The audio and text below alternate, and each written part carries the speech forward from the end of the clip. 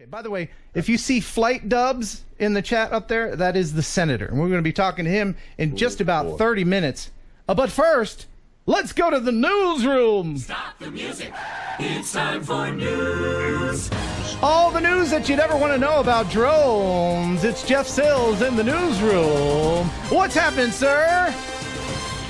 Well, I've got great news for you, sir. What is it? So we'll start with a fun one. In Canada, we have our first official convicted criminal for unsafe drone use. Yeah, look at him in his tie and his books and his glasses and his big black... Oh, no, it's the other guy, isn't it? It's the other guy. No, that's what I figured. Yeah. Tofik Chamas was fined $3,000 and sentenced to 5 days in jail for repeatedly flying his drone in restricted area. He was warned on multiple occasions to stop doing what he was doing and just kept ignoring it. So, unfortunately, he gets to be the first. Well, somebody had to be, right? Yeah, absolutely. Somebody had to be. Yeah, and there's plenty of idiots. There's plenty of people out there who could have been. Yes. Unfortunately. Yes. Yeah. And speaking of idiocy, a Gatlinburg man had a problem with his Parrot drone. It broke after only one use, and somehow this made the news. Yeah, it's crazy. I don't know how this made the news. I mean, everybody has this kind of problem with customer service, but here you go. This is what I bought. John Saunier purchased a drone in July. This is the drone. It's the Parrot Drone 2. Mr. Saunier said he flew his Parrot Bebop 2 only one time, just days after it arrived. Then I had problems with the controller and the charger. These are the batteries for the drone. The battery that was inside the controller got hot. John said the controller stopped working, and only one charger came in the package from the manufacturer. Because of its bargain price, the Parrot Bebop 2 is considered a starter drone. Well, right now I can't fly it. I don't have the controller for it. Once he sent the controller off in early August, correspondence began in mid-August between John and the business that sold his drone, the Parrot Company. They'll have a supervisor call me. And the supervisor never called me. In mid-October, John was sent a letter of apology, similar to the one he had received in September. I just can't understand these people. I really can't. You get the same letter, 2 weeks apart practically, yet you still don't have your refund or anything. Oh yeah, but it's on its way. We called the Parrot Company in California for their response, and we're told we're working on Mr. Saunier's order and dealing with his issue. We were also asked to have John call their office. He did. John said he was told to return the entire unit, and once it's received, he'll get a full refund. Now, 3 times Parrot's customer service said it was sorry for any inconvenience that John experienced. While he appreciated Parrot's comments and concern, all he wanted was some action to be taken. Yeah, now it's a shame that had to happen to him. I don't know if it was a slow news day or whatever, but the worst thing for me is that this guy is a veteran. You know, these guys fought hard for our freedom. Let the dude have a working drone, man. Yeah. Come on. Absolutely. What's wrong with you, Parrot? Making me It's mad. French people. Oh, yeah. All right. So Stanford University has decided they're going to one-up everybody by creating small flying robots that have the ability to move loads up to 40 times their own weight. Okay. And why? I guess basically they're trying to increase the flexibility of being able to use these drones in multiples to be able to do heavy lift work. Man, that's a strong drone. Look at him. He's opening that door. Do it. I tell you, if I ever need to open a door, I know what drone I'm going to get. It's so weird. Like just because you can do something doesn't mean you should. Nah. I'm just saying. Well, all right. So for a good drone story, we'll switch over to Albuquerque, New Mexico, in which the fire department was able to actually use 2 of their drones to assist in putting out a fire. Yes. This drone footage gave the Bernalillo County Fire Department, along with Albuquerque Fire and Rescue, an aerial view of the fire, which they have never had before. We had very rapid collapse of the roof, which prohibited our field crews from making entry into the structure. The fire was too dangerous and too hot for firefighters to go in, so they put up the drones to help them fight it. So we had to work from the exterior with 2 aerials and master streams to try to put the fire out. Not only was the fire department able to use this drone to get a better vantage point of the situation, but they were able to use thermal technologies to get a better idea of all of the hot spots of that fire. With the drones, it allows us to concentrate water application to the specific areas that are hot versus just wasting a lot of water and creating flooding and damage to other property. Firefighters put out the fire in just 1 hour. This is only the second time BCFD has used drones. But could they use this technology for a water rescue? It can be used in that capacity, but the fast-moving nature of an arroyo rescue, by the time we get it up, they've shot past. Although this equipment is still pretty new, BCFD is hopeful about what they will be able to tackle in the future with this bird's-eye perspective. You know, that thermal image was pretty cool, but yeah, maybe you agree with me. I think that reporter should have been a little bit more hot. She looked a little hotter to me. You'd think they would have been at least a little orange glow of some sort. Yes. Yeah. And I also love the little little picture of the spark. How that's going to be, the spark's going to be out there rescuing people. Yeah, well, those are the disposable drones, I'm guessing. Can you imagine getting a spark near any kind of open flame? Man. To your spark. And the fire department, of course, is one of the few groups that have the right to be able to fly around things like this. So that's also, it's good to see the drones being used in a positive manner. With the FAA strengthening the rules and regulations, one of the things that's recently changed is that they've strengthened the rules and restrictions near high-security Navy submarine bases. Now, we've always known that we're not allowed to fly around military bases to begin with, but the interesting thing about this new restriction is that it also restricts flying over the ships as they're coming in and out of the harbor.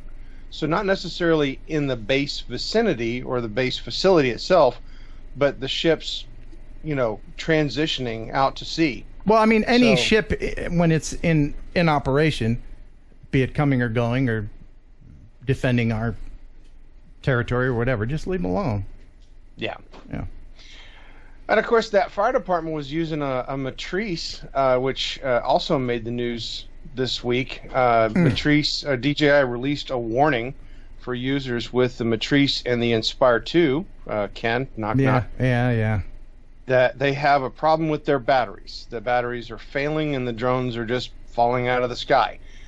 This has happened globally, not only here in the United States, but also in the UK. So for those of you that have the Inspire 2 and the Matrice 200, please make sure that you read the result of the information from DJI and I guess act accordingly to make sure you do whatever updates or requirements they recommend on the drone batteries. You know what? This is just the last straw. That's it. I'm done with the Inspire 2. Let's just go ahead and give it away tonight, because I don't want to take any chances that it'll fall out. I almost did it with a straight face. I almost did it. I was this close. Yeah, no. Yeah. Man. All right. You'll never sell that. Nope. Nope. Sorry. No. And by the way, just in case you're wondering, the anonymous donor assured me that he's flown with these batteries many, many times, and there's never been a problem.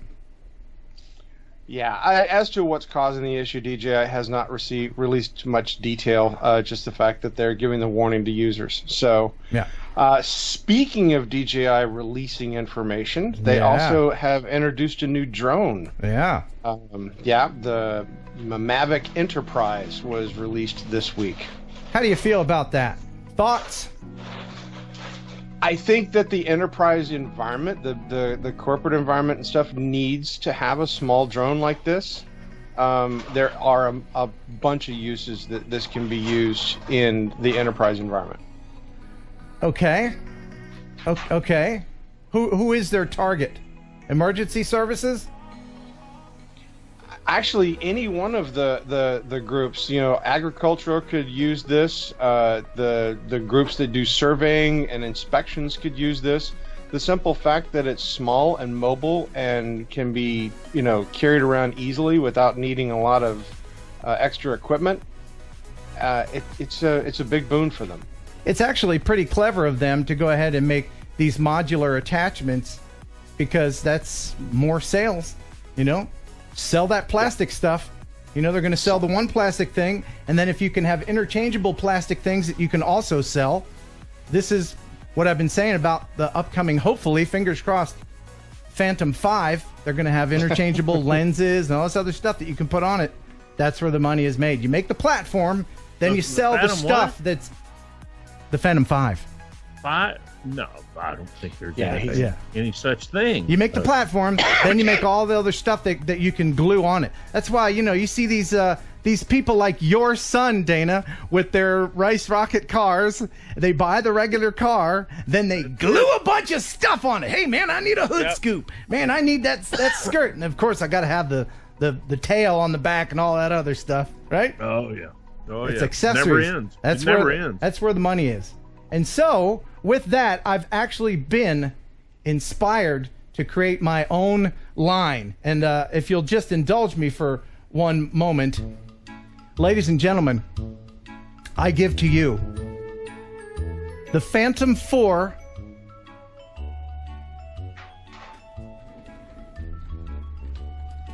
Kenterprise. Kenterprise? Yeah, it's got everything. It's got everything that you'd ever need on here. It's got the light. It's got this laser here that you can measure distances. If you're a surveyor, this is perfect. It's right on there. Now right now my design team hasn't gotten around the fact that the blades don't spin that well, but everything else about it, of course, it's going to weigh a lot. And the best part of this is, once you have this, it's going to be coveted by everyone around you. So you're going to want to have something for self-defense. And that's why I have this switchblade knife right there that can pop out. And then you could just stab anybody that would steal your Phantom 4 Kenterprise. So there it is. Feel free to order now. But this one's mine. Yeah. It's the Kenterprise. Yeah, I know. Everybody's got. I can't shut it. Everybody's so excited about this. Where can I order? Can I call 1-800?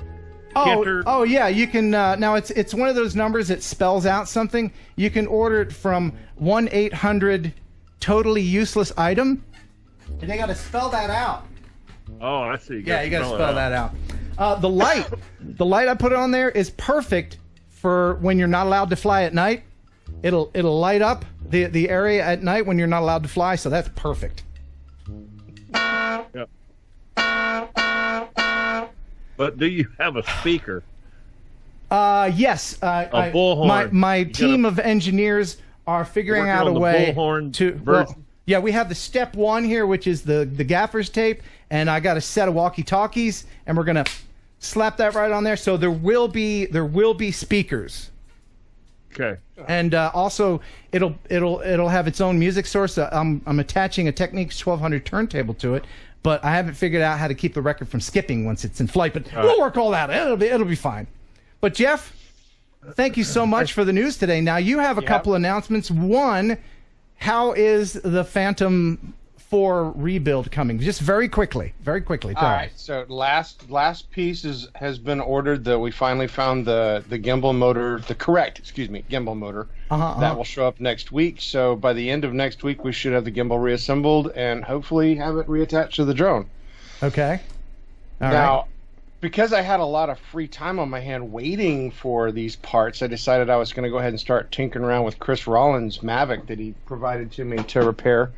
And I ran across a small problem that I need your assistance with, and I think Dana would probably be able to help me out with this. Because apparently, in the entire time that Chris Rollins was using this particular drone, he never took this little tab thing off Oh Right no! No, it's not. No. Oh, do it! And there's Do it. plastic right there that was in the way, probably, blocking some of the view that he needed to be able to safely That was use not the drone. impairing the Look flight. at that! Look how pristine that screen is. Now, what I need you to do, Jeff, is touch it. Fingerprint. Do it. Oh my goodness! Oh, the crowd is shocked. Thanks, man. And a big shout out to Chris Rollins. Thank you very much for leaving this little fella there for that kind of fun. I can't believe. Now I'm gonna have to. I'm gonna have to talk bet with that- Chris. I bet that plastic's still on my my air. I bet it is. I bet it is. Dude, you stop. You just stop. Jeff, thank you so much. There's a link to Jeff's channel. Go ahead and subscribe to his channel, and the news wiki for all the rest of the news. There's links in the description. Thank you so much for stopping by. Thanks for Thank you stopping by. Now get out. All right. Yeah, sorry about that, buddy. All right. So,